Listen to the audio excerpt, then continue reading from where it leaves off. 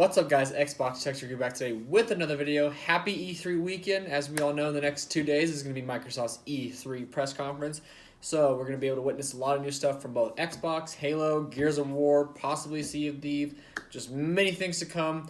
The show is looking to be around a little longer than an hour and a half, maybe up to 2 hours. We don't know for sure exactly, but it's going to be a long show.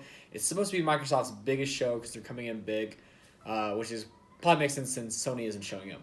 But today's video, just because, we may or may not be celebrating a next Xbox on Sunday, I just want to unbox, not really unbox, I guess, but revisit a classic.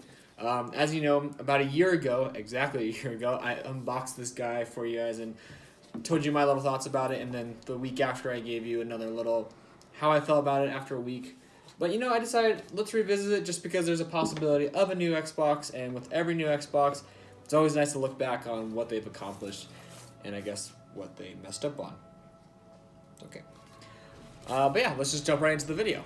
So like I said, we did do an unboxing and a review of this controller, but since it's been a year, I wanted to revisit and talk about it and give you a little more in-depth of how I feel about it after a year. So instead of me just sitting here talking about it, we're going to show you a little clip of me playing with it, playing some Halo Combat Evolved Anniversary, and just talking about how I feel about it. But I'll talk to you about it after that. Okay, so for this demo, I'm going to be playing a mission from Halo CE. It's going to be the Silent Cartographer, my personal favorite mission from the first Halo game. So I'm just going to start off this little demo just showing you off how it's like to play with the beautiful Duke controller. I'm going to get up a little more comfortable so I can... So right now I'm not going to show the controller. I'm just going to show you how I play with it.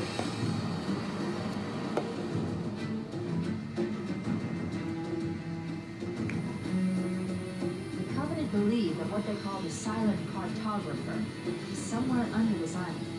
The Cartographer is a map room that will lead us to Halo's control center. The island has multiple structures and installations.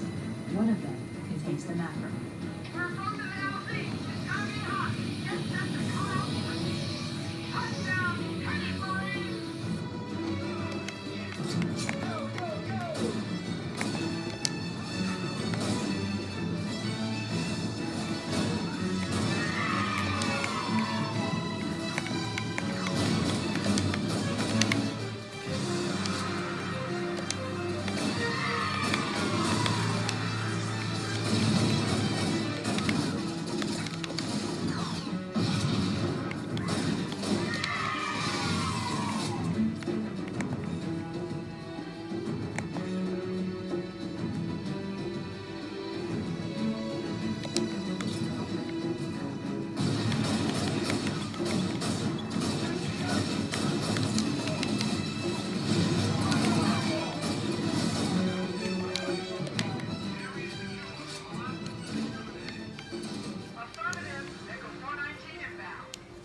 Okay, so that was just a little beginning. Sorry, I was having some fidgety problems while playing, so... I want to talk about this controller real quick and how it feels to play. So, the controller itself is actually really good to play with. It fits comfortably in my hand, but I have rather big hands, so if you have smaller hands than I do, or just super small hands in general, this controller is going to be very, very uncomfortable in your hands. It's very big, it's very clunky. If I can get a good comparison, here it is next to just a basic Xbox controller. Sorry, it's kind of hard from my camera angle. But needless to say, the controller is super, super wide and just not super long, but it feels long in general. The buttons themselves, I only have a couple concerns with the buttons. I don't like the layout, the slanted layout, because it really throws me off when I'm not paying attention. So even though for me, it's always been directly from above the right thumbstick is A. And that's still kind of the same, except for instead of it directly, it's more at an angle. So sometimes I want to go to jump, I slide my finger up and I hit X. And all it does is end up reloading my weapon and I don't do the jump. And whatever plan I was hoping to do doesn't get carried out, and it just leads to one big problem. The biggest problem I also have is trying to swap weapons. I always want to go hit swap, but I end up doing this here.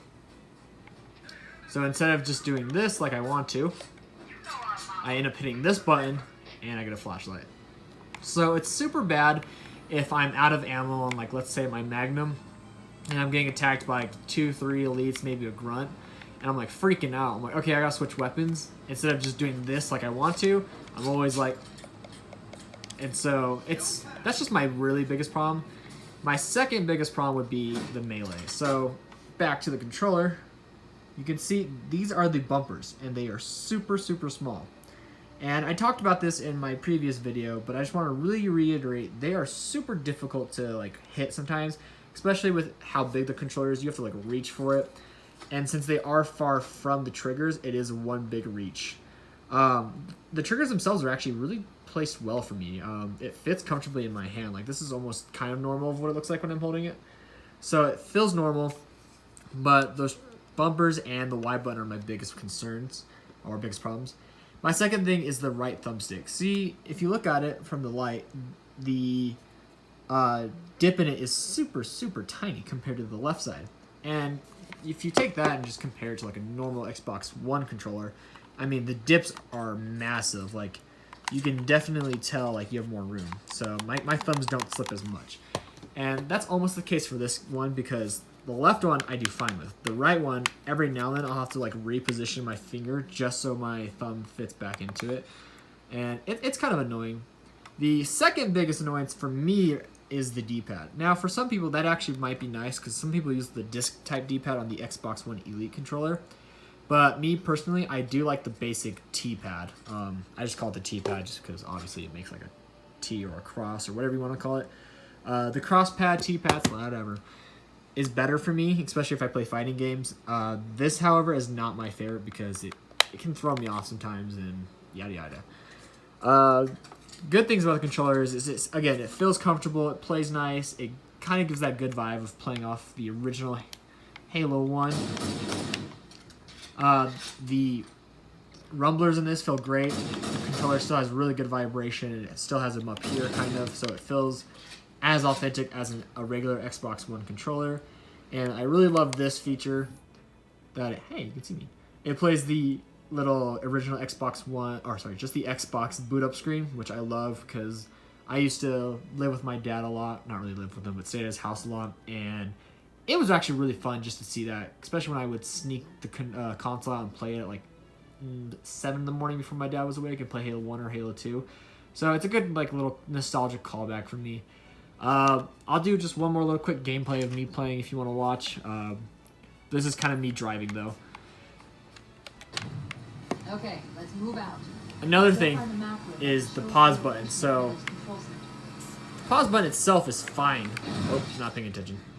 But the back button is kind of weird for me since my thumb's up here. I kind of have to, if I want to hit it to switch controllers, I kind of have to do some weird movement just so I can switch the graphics back and forth. So that's one other little problem. Sorry, the controller is probably vibrating my TV screen, but oh well. Yeah, in the brick wall. I'll bet the sun is right somewhere inside that facility.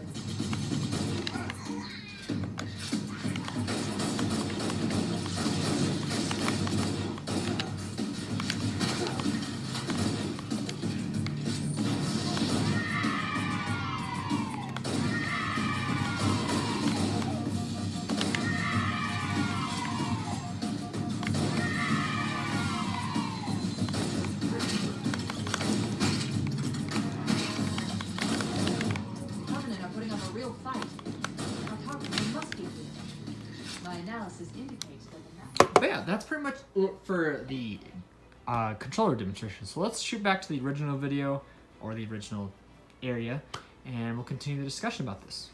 So now that we've watched me play a little bit of Halo CEA, and it's kind of hard for me to play when I'm recording because I feel judged even though the only person that's watching right now would be me.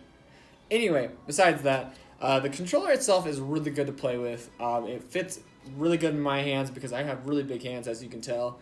But if you're someone who has like either small hands or if you're a younger person who's still trying to grow into their hands, this controller really isn't for you to play with, of course. You can still buy it if you want just to like witness a good part of, or I guess one of the bad parts of the original Xbox. It really depends on who you are. For some people, this was a great controller. For others, it was a terrible, massive, clunky controller.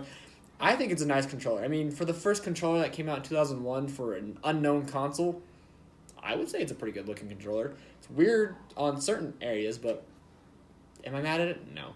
I do like how they reintroduced the Xbox startup right here in this little LED screen. But it's a pretty good controller again. I would recommend not using this in multiplayer because for certain people who play with either mouse and keyboard or Xbox controllers, or if you're coming from PlayStation, yada yada yada, this controller just feels weird to hit certain buttons. Like I said during my video, the bumpers are where it's really weird for me. Like, I'm so used to just like going from trigger to bumper, trigger to bumper. But like for me, I gotta go trigger. Oh, bumper's over here.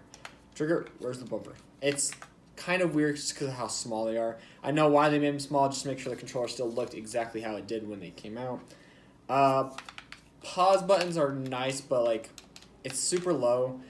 Some of the controls you just really have to reach for it, and it's kind of annoying because if you're trying to do two things at once, or you're trying to do something crazy in a multiplayer match, it's very uncomfortable and not really going to help you in the end.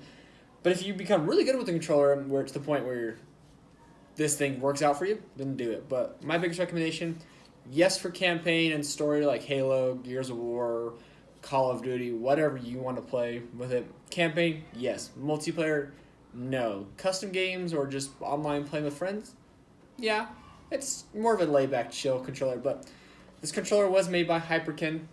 It wasn't the original Xbox people who made it, just, well, I guess I shouldn't lie. Seamus Blackley, the father of Xbox, the man who, created the original Xbox in 2001, decided, hey, Hyperkin, Xbox, I would really love to bring this controller back for Xbox One.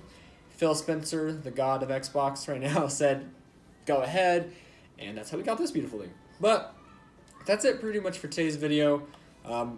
I would give this controller, after a year of using it and playing with it and trying it out, a solid 8 out of 10. The reason again like a 9 out of 10 was just because of the clunkiness and some of the reaching for controls.